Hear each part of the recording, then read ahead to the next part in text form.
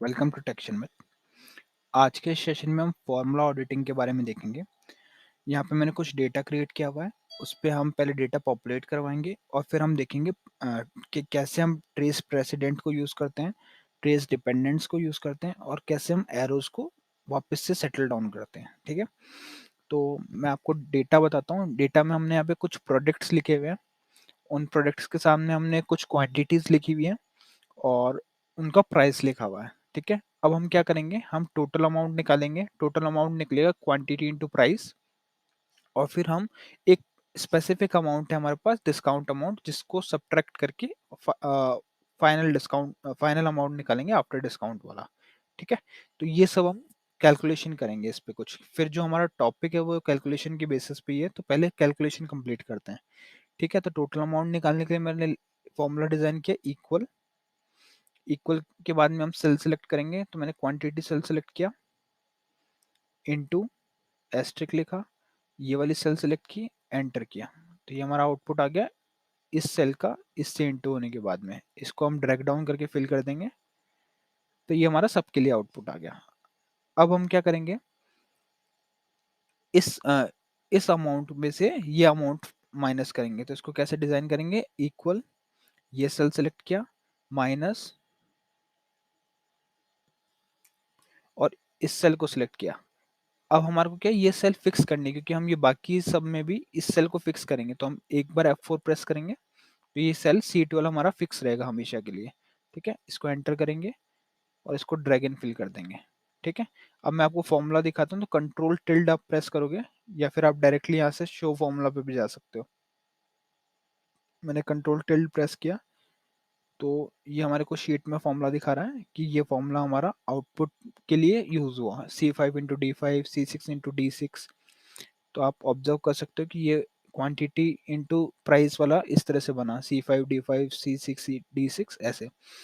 और जो हमारा आफ्टर डिस्काउंट है उसमें हमने क्या किया, ई वाली सेल में से इस अमाउंट को माइनस किया सबके लिए। ठीक है, तो मैं कंट्रोल टिल्ड वापस से कर देता हूँ। तो आपके पास अब सब सोचिए कि आप लोगों के पास ऐसा कुछ डेटा है। अब आप लोग देखना चाहते हो कि ये जो अमाउंट है मेरे पास, ये स्पेसिफिकली कौन से सेल से बन के आ रहा है। ठीक है, तो एक तो ऑप्शन आपके पास ये रहता है कि आप सेल को डायरेक्टली शो फॉर्मूला करके देख लोगे। दूसरा ऑप्शन आपके पास ये रहता है जो हम अब यूज करेंगे, वो है ट्रेस प्रेसिडेंट्स। ठीक है, तो इसको कैसे यूज करते हैं, आपको जिस सेल के बारे में देखना है वहां पे सेलेक्ट करोगे और आप शॉर्टकट की यूज करोगे, ये वाली ऑल्ट एम पी। तो ऑल्ट एम पी, तो अभी आपको एक एरो दिख रहा है इस पे, तो ये आपको बता रहा है कि इस सेल और इस सेल की, ये दोनों सेल से हमारे को ये वाला आउटपुट मिला। ठीक है, सेम मैं इसके लिए देखता हूँ, तो यहाँ पे मैंने क्लिक किया ऑल्ट एम पी। तो इस तरीके से आपको सेल का रिलेशन पता चलेगा कि कौन सी दो सेल से ये वाली सेल हमारे को मिली है। ठीक है, अब हम इस वाले के लिए देखते हैं कि ये सेल कहाँ से आ रही है, तो हम लिखेंगे ऑल्ट एम पी। तो ये बता रहा है कि पहले ये वाली सेल है, इसमें से ये सेल माइनस हो रही है और फिर हमारे को ये आउटपुट मिल रहा है। तो ये होता है president, tracing the president. Okay, तो अब आपको इन एरोस की नीड नहीं है, तो आप क्या करोगे, रिमूव कर दोगे इन एरो को। तो रिमूव करने के लिए हम यूज करते हैं alt M A, alt M A. और यहाँ पे से आप कर सकते हो प्रेसिडेंट्स, तो पी यूज करोगे, या रिमूव रिमूव एरोस के लिए ए करोगे, तो ए से ऑल हो जाएगा। ठीक है, तो ये आप यहाँ पे डबल ए लगा सकते हो ऑल एरोस के लिए। अगर आपको खाली प्रेसिडेंट या डिपेंडेंट्स निकालने हैं तो उसका भी ऑप्शन है। तो ये देखा हमने प्रेसिडेंट का। प्रेसिडेंट में क्या होगा, जब भी हमको ट्रेस करना है किसी प्रेसिडेंट को, लेट्स से इस वाले को करना है, तो यहाँ सेलेक्ट करोगे ऑल्ट एच एम, यहाँ पे करोगे ऑल्ट एम और पी, तो ये इस तरह से बता देगा। इसको रिमूव करना है तो ऑल्ट एम ए ए। तो हम देखते हैं डिपेंडेंट्स, ट्रेस डिपेंडेंट्स क्या होता है। अब मुझे चेक करना है कि ये वाली जो सेल है, ये किस किस सेल पे डिपेंडेंट है, या इस सेल से कौन कौन डिपेंडेंट है। तो उसके लिए हम यूज करेंगे ऑल्ट एम डी। तो ये बता रहा है कि ये वाली सेल इस पे डिपेंड करती है, या ये वाली सेल इस पे डिपेंड करती है। ठीक है, अगर हम इसमें कुछ चेंज करेंगे तो इसमें भी चेंज होगा। अभी हम करके देख लेते हैं।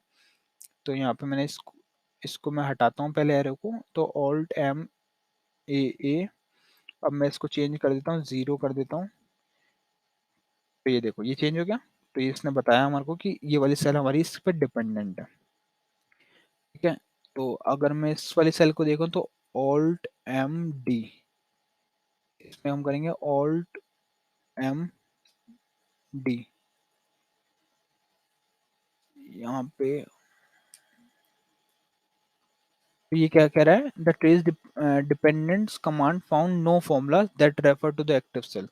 तो अभी जहाँ पे एक्टिव सेल थी उसमें कोई फॉर्मूला नहीं है हमारे पास, तो इसलिए ये दिखा रहा है। अब मैं सेम फॉर्मूला इस पे यूज करता हूँ तो ऑल्ट एम डी, ये बता रहा है कि यहाँ पे डिपेंडेंट है। ठीक है, वहाँ पे कोई डायरेक्ट डिपेंडेंसी नहीं थी इसलिए ये इस तरह से बता रहा था।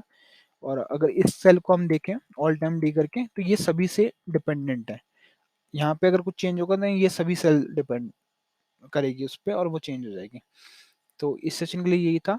और अगर आपको शॉर्टकट कीज रिमूव एरो के लिए देखनी है तो आप क्या करोगे, ऑल्ट एम, अभी जैसे मेरे को सिर्फ ए किया मैंने, अब मेरे को सिर्फ प्रेसिडेंट्स हटाने हैं या डिपेंडेंट्स हटाने हैं तो मैं डी दबा दूंगा, तो वो पर्टिकुलर डिपेंडेंट हट जाएगा। और अगर आपको सारा एक साथ हटाना है तो आप क्या करोगे, ऑल्ट एम ए ए, तो ये सभी हट जाएगा।